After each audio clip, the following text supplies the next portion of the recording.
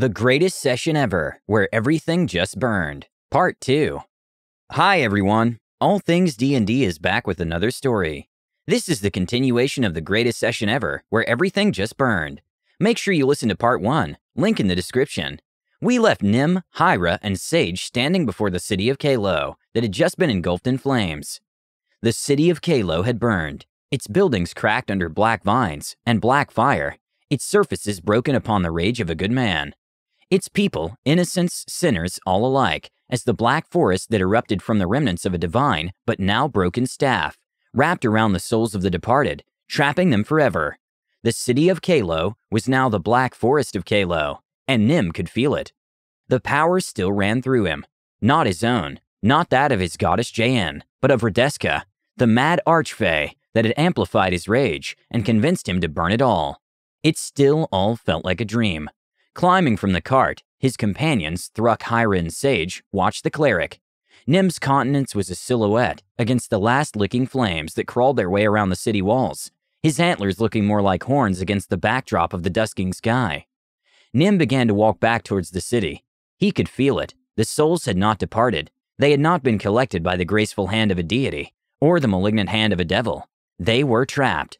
The weight of his actions had not yet struck Nim. He still acted with a stone heart, the rage having died and left him an empty shell that seemed to be stuck in a moment of respite. But he could feel it there, the wall of emotion that would likely crash against him when the cost of his rage would finally be allowed to be felt. But until such a time, he walked with certain steps. The wall in front of him crumbled upon his arrival, pulled apart by black vines that snaked and gripped the stone in tendrilled grip. It pulled the stone down, and slowly the roots began to part, a pathway through the forest forming with every step. The trees moved, they swayed and lurched out of his way, and crossed behind him so he couldn't be followed. He was part of this forest, it was a part of him, and it called to him. As he neared the center, Nim could hear the screaming. He could almost feel it as he approached the white tree. The singular white tree in this forest of black. It was at the center, larger than the others, thicker, and there, buried in its surface, writhing and screaming, was Sage's father. A man that had raised his son for slaughter, that had raised a child to be a farm for himself. A man of profit, of selfish greed, ignorance, and apathy to those around them. As evil as any that would take a life for pleasure, he lived his own life in pleasure at the expense of others, heedless of the cost of his vices. But the cost was being paid now. In an endless tormented cycle of death and rebirth, constantly killed and revived again and again by the power of the vines that tore through his flesh. Nim watched the torment impassively for a short time, wondering why he didn't feel anything. Was it Redeska's power? Had he become broken? At the urging of an unknown force, he reached up and snapped a piece of bark from the tree. It stripped itself free. It was similar to his old staff, but the white divine wood was now snaked and gripped with vein-like black vines that threaded and coursed their way up the wood. He could feel it was full of seeds. Something told him all about it, something he couldn't quite explain. Those seeds contained souls. 3,170, the exact number of deaths he'd caused. Their souls were given to him in seeds, and if he wanted, he could plant them.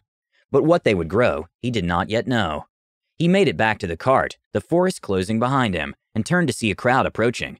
Over 100 people. Olivia was with them, and beside her Gatern, the orc blacksmith, carrying Kita in his arms. Her arms had been burned and blistered, her fingers blackened and destroyed, her face scarred and marred with the shattering of molten metal that had seared into her flesh. The cuirass she wore, fire-resistant, the only thing that saved her from death.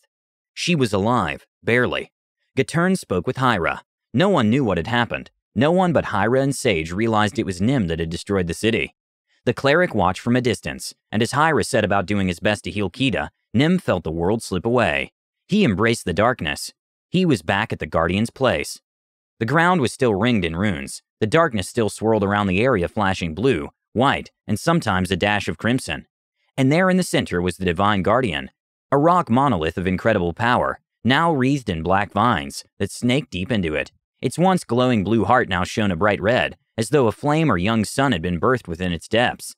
Nim looked up. The crack was still there, his god Jaen looking down at him, and it was then that he noticed someone next to him. He turned to Redeska. "I suppose we should have a chat," the mad archfey cackled. A silence descended, all three wondering who would speak first. Nim no longer felt the archfey's madness within him. He was free in this place, free of influence from both god and fey. But the weight of what he'd done had yet to truly strike him, and he knew it would. He could feel it, like a waterfall waiting to crash upon his soul. "Nim," the goddess spoke first, "why did you do this?" "Because your power wasn't enough," Radeska answered for him, smirking towards the divine. Nim didn't yet answer his god, and Lady Jayan sighed. "Is she right? Was it power? It is not something you have ever sought before." Radeska interrupted. "You act as though power is evil." "It is!" "Yet you have power. Are you evil? A king has power. Are they inherently evil?" Radeska cackled. "Power is a tool to accomplish an end." "This end?" the goddess roared. Nim cowered beneath a wave of her power. He noticed that Radeska simply smiled. "What other end could there have been?" she asked. Nim had never seen the mad hag to be so calm. She'd always been erratic, but here in this spiritual place, it was as though her wits had returned. Lady Jayan, the goddess of fate, narrowed her eyes in anger. "You corrupted him. He was to become my avatar when he was ready." "And now he is mine," Radeska grinned widely. The goddess blustered. "You think he would choose you?" "Why not?" Radeska asked, looking confused at the question. "I provided him the power to do what he needed to do, to save that which he cared for. Is that not why you granted him power in the first place? To save people. So why did you not give him the power to do this? Why did he have to come to me?" "My power is not meant to kill." "All power is meant to kill. It matters not that life is lost, but why it is lost," Radeska argued. "Death is not an evil. Only the foolish think it is. The foolish and the self-righteous. Is a spider evil because it devours the fly? Is the lion a monster because it eats the man? Nature is death, and it is without bias or care for your morality. How can he protect that which he cares for, the family he has gained, the people he intends to save? How can he face this threat that you've placed within his midst if he does not have the power to kill?" "This is a perverse—" Lady Jayan began, but she was cut off when Nim finally spoke. "She's right," he said in a small voice. "What?" the goddess asked, looking confused. "Radeska is right," Nim said softly, looking up at his god. "I was of Lennar before you chose me. Nature was what I adored. Things that grew, yes, but also things that died. Nature doesn't mind death. Death for a purpose is never a waste." "And was this a justified purpose?" Jayan argued. "No," Nim replied, his tone soft and gentle. "I don't think it was. Maybe I'll regret this for the rest of my life, but—" he took a deep breath. "I cannot face the greatest of evils with what you have given me." "He chose me!" Radeska squealed, dancing and spinning on the spot, the crone cackling happily. "No," Nim responded, turning to Radeska. "Your power, I do not think it can heal, and I need to be able to heal the sick, to care for the needy. It is part of who I am, but I also need the power to fight, to wield both life and death." "Nim," Lady Jen started, her voice having softened from her previous anger. "The barrier prevents me from reaching you with my full strength. I do not have the power to forcibly remove Radeska from your being. This has to be your choice." Nim looked between Radeska and his god. "In nature, there is a balance. Life and death. It is without morality. I will do as you have asked, Lady Jayan. I will fight to free this land and return the gods to its shores. But," he turned to Radeska, "I also ask that you lend me your power, so that when the time comes—" "This is not something I can agree to," the goddess spoke firmly. "My power is not compatible. We would forever be fighting, and were you to lose control or balance, I would not have the strength to stave off the corruption," she warned. "The body is not meant to be a patron to two beings of power." Nim thought about this, and finally, his lips curled into a small and content smile. "Then I'll die," he shrugged. "I am but a part of nature. Just let me go on for as long as I can, and right the wrongs of this world."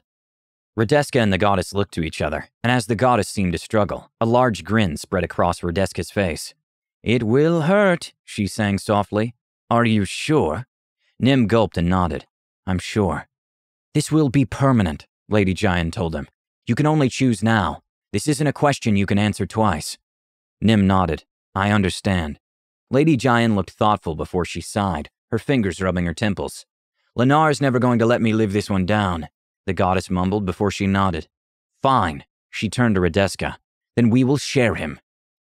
With the words, fire erupted through Nim's body. He was in the cart again, the hard wood against his back as he'd been laying down, and now he screamed. His fingers gripped the sides of his head, his back arched, the pain snaking through his face, his left hand, everything on his left side felt wreathed in fire. And then it was gone, and he was panting. Nim rose. Hyra stared. Sage stared. Olivia stared. The people had left, likely while he'd been unconscious.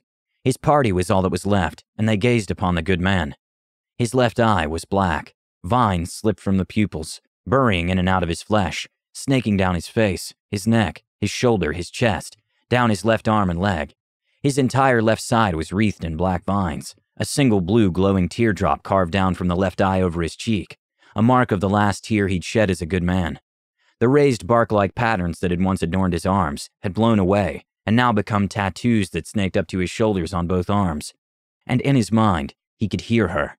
The madness, the giggling, the glee, the power. He could feel the mad hag Radeska. The rest of the night was a blur.